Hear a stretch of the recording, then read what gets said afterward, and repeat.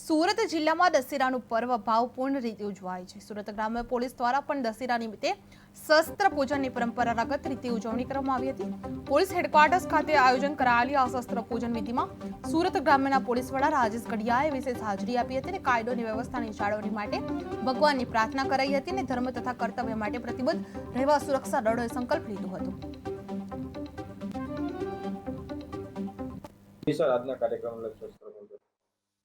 આજે વિજયાદશમી નિમિત્તે જે પરંપરાગત રીતે શસ્ત્ર પૂજન હેડક્વાર્ટર ખાતે થતું હોય છે એ જ મુજબ આજે જિલ્લાના અધિકારીઓ હાજર રહી અને હેડક્વાર્ટર ખાતે શસ્ત્ર પૂજન કરવામાં આવેલો છે અને જે સમગ્ર વર્ષ દરમિયાન અમને ઉપયોગી બનતા જે છે હોર્સ છે, ડોગ છે, એ તમામનું પૂજન કરી અને એમના પ્રત્યે રિસ્પેક્ટ વ્યક્ત કરવામાં આવે છે અને પરંપરાગત રીતે ચાલતી આવી આ પ્રણાલી એને આજરોજ ખૂબ સારી રીતે સંપન્ન કરવામાં આવેલ છે।